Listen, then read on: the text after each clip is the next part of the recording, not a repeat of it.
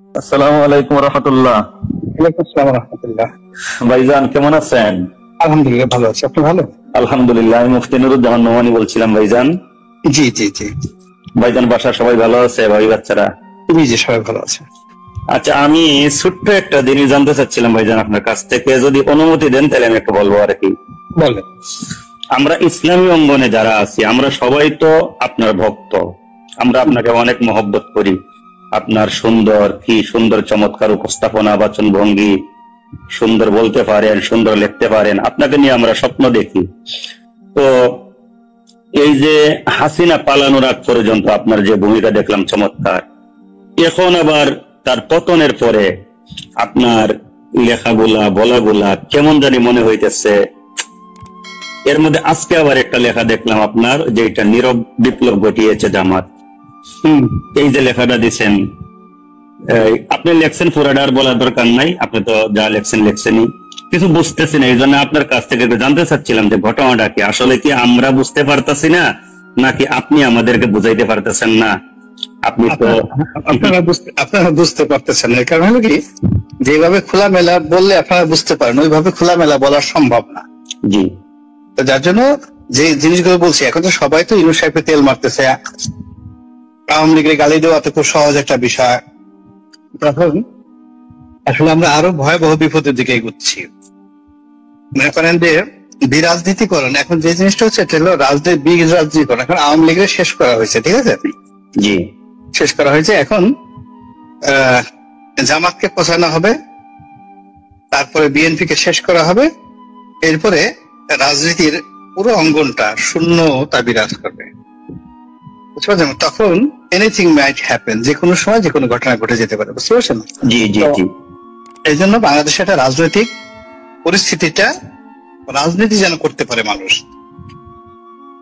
এই জন্য মূলত আমি একটা সচেতনতা সৃষ্টি করছি। বুঝতে পারছেন? আলহামদুলিল্লাহ আলহামদুলিল্লাহ। এর বাইরে আমার করি না। এখন আপনি তো ওয়াজই করতে না পারেন, মসজিদে মিম্বরে গিয়ে কথাই বলতে না পারেন, এখন তো তবু বলতে পারতেছেন, এটা তো বেশি দিন বলতে পারবেন না। তো কিন্তু এখন যদি মুখ বন্ধ রাখেন এবং না শোনার ভান করেন, এবং যদি হয় এই যে চ্যাংরা পোলাপানরা যা কিছু করতেছে, আপনি যদি এইটার সাথে সাথে লাফান যে স্বাধীনতা পেয়ে গেছি, জি।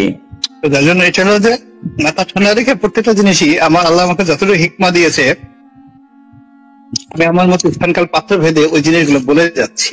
বুঝতে পারছেন? জি জি জি। এখানে জামাত সবসময় একটা ঐতিহাসিক ভুল করেছে, সবসময়, এখন শুরু থেকে। জি। তারা ব্রিটিশ আমলে সারা জীবন ব্রিটিশদের বিরোধিতা করছে, যখন দুই ভাগ হয়ে যাবে তখন পাকিস্তানের বিরোধিতা করেছে। আচ্ছা, গেল, এরপর পাকিস্তানে তারা ঢুকতে পারে নাই, পাকিস্তানে আসছে, ভারতও তাদেরকে রাখে নাই, তারাই দিছে। পাকিস্তানে আসছে, পাকিস্তানে তাদের বিরুদ্ধে তাদের আবুল আল্লাহ মওদুদী সাহেবকে ফাঁসি দেওয়া হয়েছে, ফাঁসির অর্ডার দিয়ে দেওয়া হয়েছে। গেল এটা। বাংলাদেশে তারা আসছে, বাংলাদেশের পাকিস্তানের সাথে তার কোনো ভালো সম্পর্ক ছিল না। হঠাৎ করে ওই মুক্তিযুদ্ধের ৩-৪ মাস আগে হঠাৎ করে টিক্কা খানের সাথে তাদের বন্ধুত্ব হয়ে গেল, এই রাজাকার আলবদর আশ্বাস। বুঝতে পারছেন? জি। এই হলো অবস্থা। বাংলাদেশেও একই ঘটনা। এই যে এখন দেখেন, এই বর্তমান সরকারের সাথে সবচেয়ে ভালো মহরম সম্পর্ক হলো জামাতের। তো এদের কারোর সাথে কিন্তু এর কোনো পরিচয় ছিল না, সম্পর্কই ছিল না। তারা এই জামাতকে ডাইকে নিয়ে ধরে যাদের সংগঠন আছে, লোকজন আছে, তারা এটাকে ব্যবহার করতেছে। ব্যবহার করার ফলে আলটিমেটলি বিএনপির সাথে তাদের সম্পর্ক অনেক জায়গাতে গন্ডগোল লেগে গেছে, বিভিন্ন সরকারি অফিসগুলো, যে এক জায়গায় জামাত ঢুকতে চাচ্ছে, আর এক জায়গায় বিএনপি ঢুকতে চাচ্ছে। বুঝতে পারছেন? জি। এই জিনিসগুলো তো আমি বুঝতে পারতেছি, অনেকগুলো আমি কিভাবে মুখ বন্ধ করে রাখবো বলেন? না, আসলে জামাত এর সাথে বিএনপির যে দূরত্ব সৃষ্টি হয়েছে, আপনি বলতেছেন যে এক জায়গায় বিএনপি ডুববার চাইতেছে, আরেক জায়গায় জামাত ডুববার চাইতেছে, আসলে কি এর কোন নিশ্চিত নিউজ আপনার কাছে আছে? হাজার হাজার হাজার হাজার হাজার, একটা দুটা না, পুলিশ সচিবালয় থেকে শুরু করে আপনার সব জায়গাতে এই ঘটনাগুলো ঘটতেছে। একজন বুদ্ধিজীবী বা সচেতন রাজনীতিক বা সাবেক এমপি হিসাবে আপনারও তো কিছু ভূমিকা নেওয়ার আছে। এই মুহূর্তে সবাই তো আপনাকে একজন, এই কথাগুলো আমার ভূমিকা নেওয়ার না, আমি তো ভূমিকা কেন্দ্রীয় পর্যায়ে আমার কোনই না। এখন আর কেউ আমার কথা শুনবে না। আপনি যে লোক ধরেন এখন স্বাস্থ্য বিভাগের ডিজি হবে, কথায় কথা জামাতের লোক, বা একটা পোস্ট হবে, সেখানে বিএনপির 10টা লোক ঢুকতে চায়, তো এইটা তো এরা তো তারেক রহমানের কথাও শুনতে চায় না, জামাতের আমিরের কথাও শুনতে চায়। তার যতটুকু ক্ষমতা যেখানে থাকে জায়গাগুলোতে সে তারা এইভাবে ওই কাজগুলো করতেছে, এটা কোনো সেন্ট্রাল কমান্ডে হচ্ছে, বুঝতে পারছেন? জি। এগুলো নিয়ে অনেকগুলো সমস্যা তৈরি হয়েছে দেশে, যেটা আমাদের অর্থনীতি, ব্যাংকিং, সমাজ ব্যবস্থা সবকিছু এলোমেলো করে দিচ্ছে, ঠিক আছে? এখন আপনার কাছে আমার একটা অনুরোধ, আপনি তো খুব ভালো মতোই জানেন দীর্ঘদিন যাবৎ এই দেশের মধ্যে জামাত ইসলামী একটা নির্যাতিত দল। আপনি অনেক লেখছেনও এই বিষয়ে ভাইজান। আপনি সাইদি সাহেবের স্মৃতিচারণ করছেন, আব্দুল কাদের মোল্লা সাহেবের স্মৃতিচারণ করছেন, এবং আপনি ওনাদের সম্পর্কে যা দেখছেন, জানছেন, কথাবার্তা বলছেন, পজিটিভ দৃষ্টিকোণ থেকে সব উল্লেখ করছেন, যার জন্য আপনার প্রতি সবাই আরো বেশি আগ্রহী হয়েছে যে আপনি একজন ইনসাফ ভিত্তিক লেখক এবং গবেষক, এই একটা ধারণা হয়েছে। এখন আপনি এই মুহূর্তে একটু আগে জামাতের ব্যাপারে যা বললেন বিএনপির সাথে মিলাইয়া, তো এখন জামাত একটা দীর্ঘদিনের নির্যাতিত দল হিসাবে, মাজলুম দল হিসাবে এই মুহূর্তে জামাতের কি করণীয়, এই ব্যাপারে আপনারও তো একটু ভাবার দায়িত্ব আছে।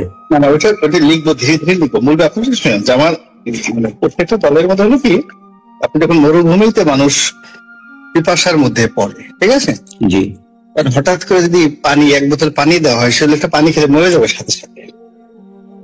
এখন আমরা গত 15 বছর যাবৎ সবাই বিএনপি আওয়ামী লীগের দ্বারা এইভাবে নির্যাতিত হয়েছি। তো হওয়ার ফলে এই যে এখন যে ফ্রিডমটা আসছে, ফ্রিডমটা উপভোগ করার জন্য যে ধরনের যোগ্যতা, মেধার যা কিছু দরকার, এটা ডক্টর ইউনূস থেকে শুরু করে এখন আওয়ামী লীগ, বিএনপি, জামাত, যারা রাজনৈতিক দলগুলো আছে, কারোই মানসিক প্রস্তুতি নাই, বুঝতে পারছেন? মানসিক প্রস্তুতি নাই, ফলে কি যে হচ্ছে সারা দেশে এটা বলার মতো না।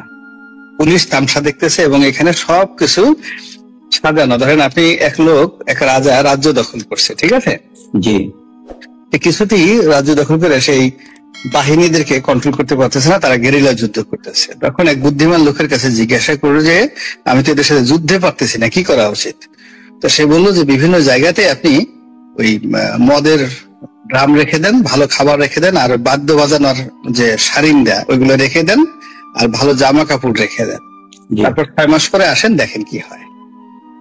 এরপরে দেখা গেল ওইগুলো খেয়ে গিয়ে সবগুলো মোটা হয়ে যুদ্ধ করার ক্ষমতা সব হারাইয়া 6 মাস পর রাজা বিনা যুদ্ধে সেই এলাকা দখল করে ফেলল, বুঝতে পারছেন? এটা হলো আজ থেকে 5000 বছর আগের ঘটনা, এটা লিখিত হিরোডোটাসের বইতে। এখন এই যে আমাদের যে বুভুক্ষ, মানে 5 তারিখ পতনের মধ্যে 6 তারিখের মধ্যেই টেকনাফ থেকে তেতুলিয়া পর্যন্ত যে সমস্ত টোল কেন্দ্র আছে, যে সমস্ত যেখানে যেখানে আওয়ামী লীগ চালাইছে, সেগুলো দখল করতে আমাদের একদিন সময় লাগে না, সাথে সাথে দখল করা হয়ে গেছে। কিন্তু এই দখলটা করছে কারা? এই দখল করেছে যাদের ক্ষমতা আছে তারাই করছে, যার যেখানে ক্ষমতা আছে। এই যে সব বিএনপি করছে, নট লাইক দ্যাট। আমাকে জামাতের এক আমির, জেলা আমির ফোন করে বলল যে তার বাড়ি মানে ছিনতাই করছে এবং তার মোবাইল টোবাইল, স্ত্রী কিছু নিয়ে গেছে। জামাতের আমির পটুয়াখালী জামাতের আমির শাহ আলম সাহেব টেলিফোন করে বললো। তার মানে যে আপনার ক্ষমতা, আপনার এখানে আপনার বাড়িতে হলে কি করতে, এইটাই তো আমি এখন কি করতে পারতেছি না। আওয়ামী লীগের জমানাতে কেউ আমার বাড়ি হামলা করে নাই, কেউ আমার বাড়ি থেকে করে নাই। এই আওয়ামী লীগের পতনের পর আমার বাড়িতে আক্রমণ হলো কেন? আপনি বুঝতেছেন ঘটনা কিভাবে ঘটতেছে?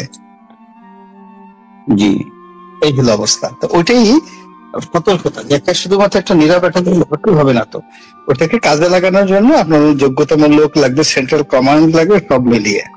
ভাইজান, আমরা আলহামদুলিল্লাহ পুনরায় স্বাধীনতা অর্জন করছি আওয়ামী দুঃশাসন থেকে।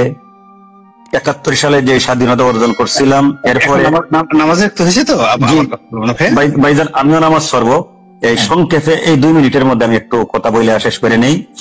সেটা হচ্ছে, আমরা 71 সালে যে স্বাধীনতা পাইছিলাম, সেই স্বাধীনতা আমরা খুশি হয়েছিলাম, কিন্তু বাস্তব স্বাধীনতা আমরা উপলব্ধি করতে পারি নাই।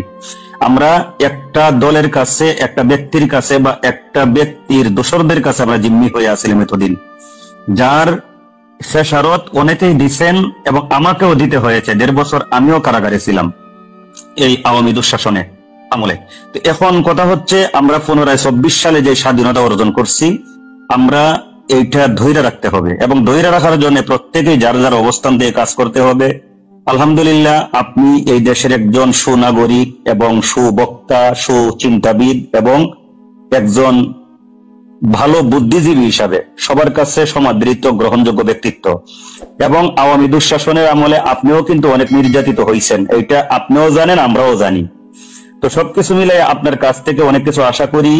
আপনার কাছে আমার অনুরোধ, এই জামাত ইসলামী যে মাজলুম সংগঠন দীর্ঘদিন কত ধরনের জুলুমের শিকার হয়েছে, এটা আমি আর এখন বইলা সময় নষ্ট করতে চাইতেছি না, যেহেতু নামাজের সময় হয়ে গেছে। আপনার কাছে আল্লাহর ওয়াস্তে অনুরোধ ভাইজান, এই দেশটা সুন্দর রাখবার জন্য আপনার কিছু ভূমিকা রাখতে হবে। যদি জামাত ইসলামের যে সম্মানিত দায়িত্বশীলগণ আছেন, কেন্দ্রের, মহানগরের সব দায়িত্বশীলরা আলহামদুলিল্লাহ আপনার চিনে, আপনি যদি ওনাদের সাথে কথা বলতে চান, আমার মনে হয় সবাই আপনার সাথে কথা বলতে আগ্রহী হবে। তো জামাত ইসলামের কিঞ্চিত আপনার ওই যে আমিরও তো আমার বাসায় গেছে, মানে বাসায় গেছেন, একটা শফিক গেছে, সেলিম সাহেব গেছে, এরা সবাই গেছে আমার বাসায়, অফিসও সবাই আসছে, ডক্টর লোক। জি জি, ঠিক আছে, আমার দিক থেকে যতটুকু করার করবে ইনশাআল্লাহ ভাই।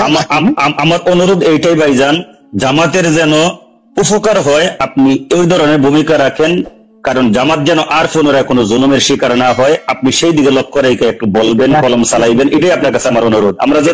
আমরা যেন ব্যতীত না হই। এখন যেখানে পা দিচ্ছেন এখানে দেয়ার ইজ নো ওয়ে, আপনি যেখানে আপনি গেছেন এখান থেকে দুর্ভোগ না পোহায় আপনি ফেরাইতে পারবেন না। অলরেডি জামাত ফাঁদে পা দিয়ে ফের, বুঝতে পারছেন ঘটনাটা? তাদের তো ক্যান্টনমেন্টে যাওয়াটাই ঠিক।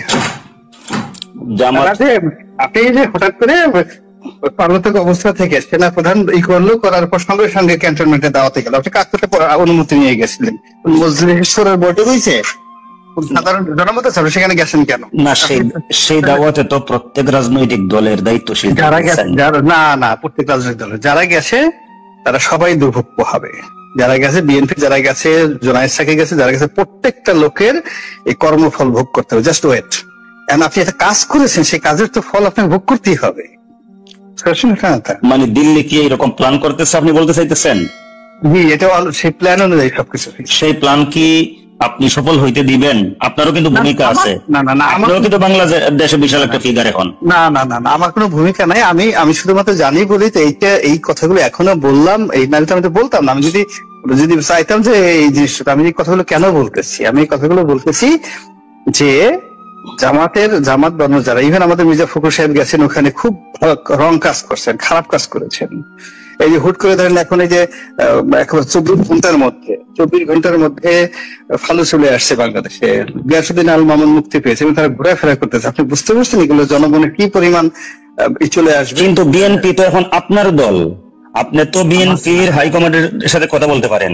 না, সব কথা দুনিয়াতে যে আপনি টেলিফোন করছেন, আমি কথা বলছি। মানে জ্ঞান খুব দামি একটা জিনিস, আল্লাহর দেওয়া সবচেয়ে বড় নিয়ামত, হিকমা। এটা এমন জিনিস না যে সাইদের সাথে আমার ডাইকে গিয়ে বলতে হবে। আমার কাছে আমি কখনো এই জিনিসটা করিনি, বুঝতে পারছেন ঘটনাটা? না, সাইদা বলে না ভাইজান, কিন্তু দেশকে ভালোবাসলে, দেশের মানুষকে ভালোবাসলে কিছু কিছু কাজ সাইদাই করতে হবে। আপনি যখন একটা বিপদের লক্ষণ দেখবেন, তখন এই বিপদ থেকে সবাইকে মুক্তি দেওয়ার জন্য সে কাজ আমার অ্যাঙ্গেল থেকে যেটা খুব সফট ওয়েতে লিখতেছি, বলতেছি সব ওয়েতে। এখন যদি কেউ জিনিস সেটা না বুঝে, এই যে আমি ডক্টর ইউনূস সম্পর্কে ডাইরেক্ট সরাসরি বলতেছি যে হি ইজ ইন রং, ভুল কাজ করতেছে, যে কাজগুলো করতেছে একটা কাজও সঠিক হচ্ছে না তার, সে বিপদে পড়বে। এখন এই কথাগুলো এই সময়টাতে আমি যদি না বলে তারা বলি যে সে 100% রাইট, তাহলে আপনি তো তাকে বুকরা সাবে খাপড়ার মধ্যে বলে দিলেন। না, 100% রাইট কাউকেই বলা যাবে না, কারণ মানুষ ভুল ত্রুটি উঠবে না।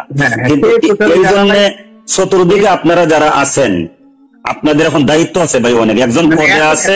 এখন যে খাদের মধ্যে পড়ে গেছে, কেউ দায়িত্ব পালন করার মতো নাই, নো ওয়ান। মূল ব্যাপার হলো যখনই আপনার একটা এরকম অবস্থা সৃষ্টি হচ্ছে, আপনি আমার মানে এটা এই যে টোটাল প্রশাসন, রাষ্ট্র ব্যবস্থা সবকিছু সাজানো শেখ হাসিনা, সবকিছু মোদির। আপনি সেই ঘরের মধ্যে ঢুকবেন, ঢুকার আগে আপনি আমাদের সবার সাথে আলোচনা করে নেবেন না? সবাইকে নিয়ে তো ঢুকতে হবে। আলোচনা না করে আপনি ঢুকে গেছেন, ঢুকে গিয়ে আপনি বিপদের মধ্যে পড়ে এখন আমি আপনার ওখান থেকে কিভাবে বাঁচাবো? আপনি তো ঢুকে গেছেন ওর মধ্যে, বুঝতে পারছেন? জি, কিচ্ছু করার নেই এখানে। রাখি ভাইয়া। জি ভাইজান, ইনশাল্লাহ আবারও কথা হবে, দোয়া চাই। জাযাকুমুল্লাহ, আসসালামু আলাইকুম।